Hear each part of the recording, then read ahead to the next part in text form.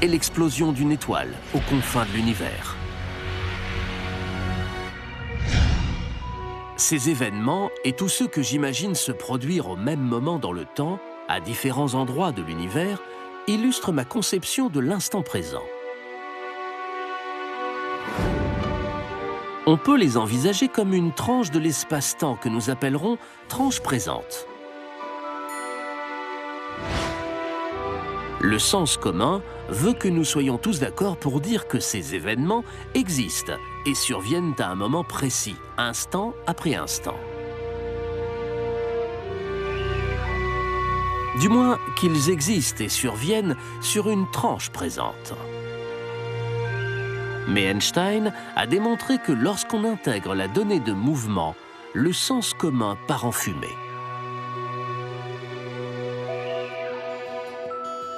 Pour mieux comprendre, envisageons l'espace-temps comme une miche de pain.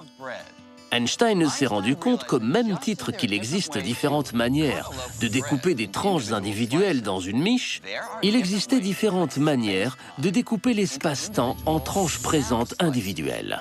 Autrement dit, puisque le mouvement affecte le temps qui passe, des observateurs en mouvement auront une conception différente de ce qui se passe à l'instant présent. Chaque observateur découpera donc sa propre tranche présente dans la miche, mais avec un angle différent.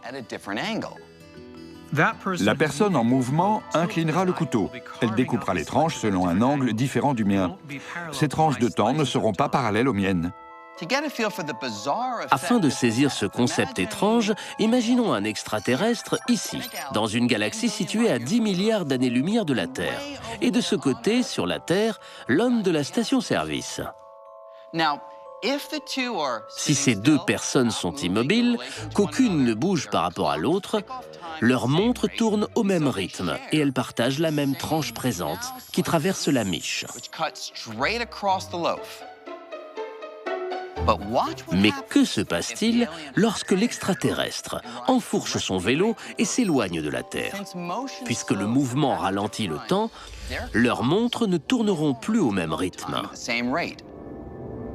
Et si leurs montres ne sont plus synchrones, leurs tranches présentes vont différer.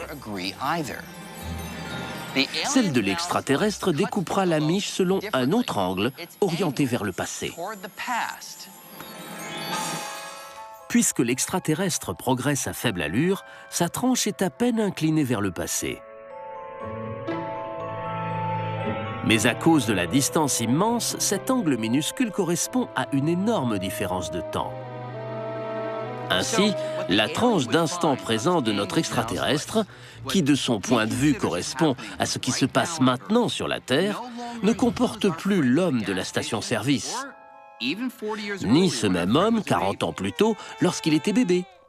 Bizarrement, la tranche présente de notre extraterrestre a remonté 200 ans d'histoire de la Terre et inclut désormais des événements que nous considérons comme appartenant à un passé lointain.